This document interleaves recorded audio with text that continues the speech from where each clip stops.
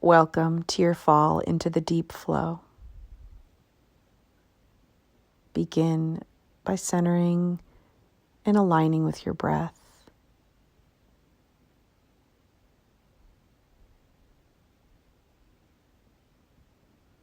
Set your intention for your practice.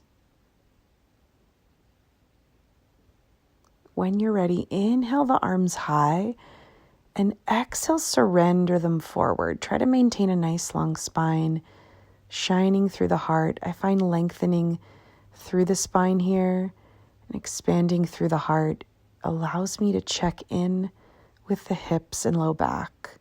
Notice if there's any tightness there. Walking the hands in toward the legs. We'll roll over on to all fours in table and come into our hip circles, bringing in the motion of the ocean. I like to take 3 to 5 rotations each way. And if your toes are cramping like mine, you can curl them under. I find when they're flat, you can reach your hips a little bit closer to your heels. But it's just a little adjustment. When you're ready, take the knees nice and wide. Sit back toward the heels in an extended child's pose. This is another check-in for the low back. And through the upper back, you can bend your arms as much as you need to here. Surrender the heart. Let the breath go. When you're ready, we'll walk the hands over to the right, stacking the left hand on top, and then surrender down. This is isolating the left side body.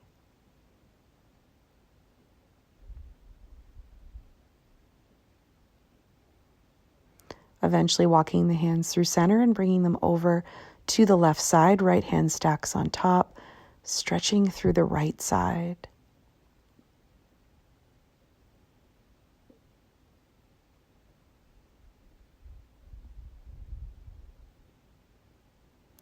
Eventually walk the hands in through to center. Shift the hips back and rise, coming up through your downward facing dog. You can rock the hips side to side here, pedal the heels.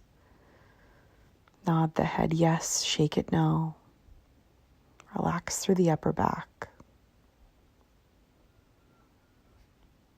When you're ready, step the left foot forward.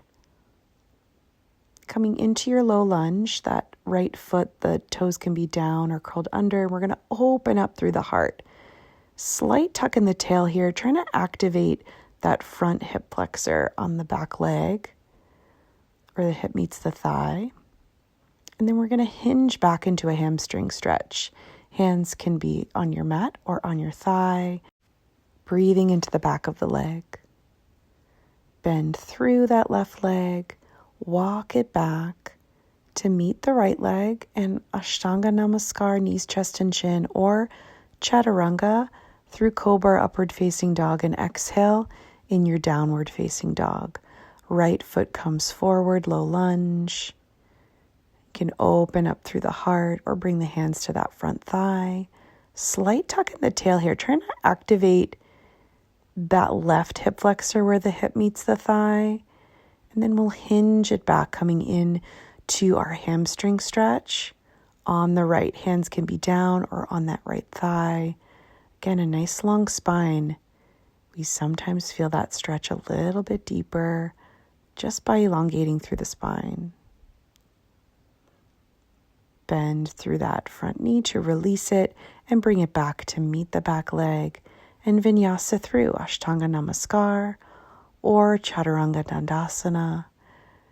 And then inhale through to Cobra, upward facing dog, and exhale into your extended child's pose.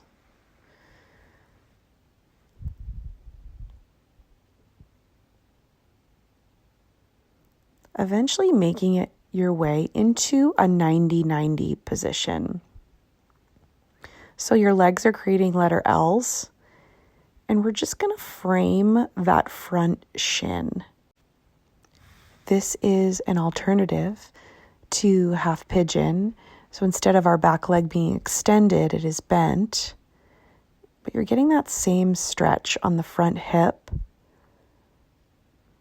If you want, you can extend the arms out in front of you if you have that flexibility to meet belly to thigh, or you can come to the forearms. If you don't feel the stretch, flex the feet, engage the legs. Sometimes that can help you activate. And eventually we're just going to lean away from the legs. So it's trying to isolate that back quad, sometimes just leaning away from the legs. Again, you can squeeze the legs and engage to try and fire that quad up. From here, we're going to come down to that right forearm. We're going to send the left arm high and we're going to weave it underneath the body. Hug the torso and twist away like we're wringing out the body here, like you're wringing out a washcloth. Inhale, arm high. Exhale, hug the torso, twist away. One more time. Extend that left arm high and then twist away.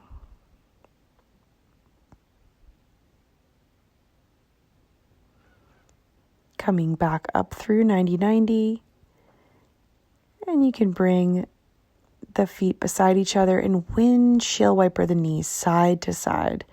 This is a great way to check your hip mobility. If you can get both knees down, that's great hip mobility. If you can do it without hands, it's a little bit harder, but even better mobility. Coming into our 90-90 position on the opposite side, framing that front foot and knee. Our shin is parallel. And if you want, you can surrender down if flexibility allows. We're trying to stretch into that front hip. And instead of having our back leg extended out straight, it's bent. It's just an alternative to a half pigeon. From here, just leaning away from those legs, trying to activate the quad on that back leg just by leaning away.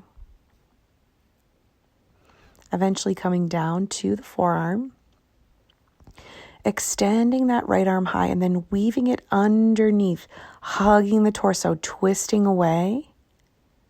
Inhale, arm high, like you're wringing out the body, like you're wringing out a washcloth. Inhale, reach that arm high one last time. Exhale, hug the body and twist away. Only as far as you can go until you feel the stretch. And you can activate the legs if you're not feeling the stretch here. And then come back up, windshield wiper the knees side to side. Little hip mobility check. Eventually making your way down onto your back. Hug the knees into the chest. And we'll come into one of my favorite asanas, reclined twist. I like to lift the hips up, send both knees to one side.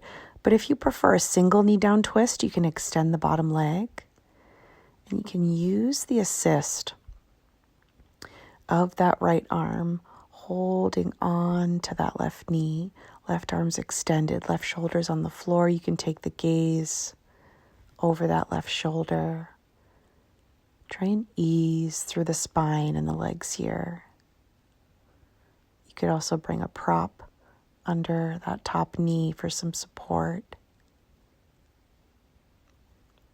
Bringing the legs back through to center and over to the opposite side, double or single knee down twist.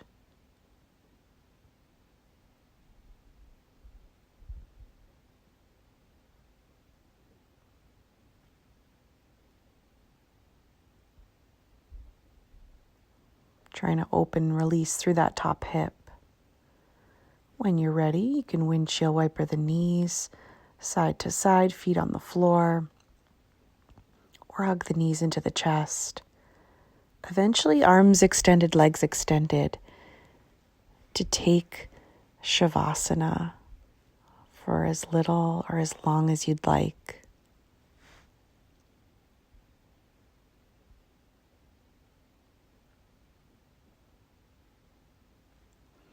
Eventually bending in the knees and rolling over to one side. Pressing off of that top arm to rise and come to seated. Check in with your breath and how the body's feeling. Namaste.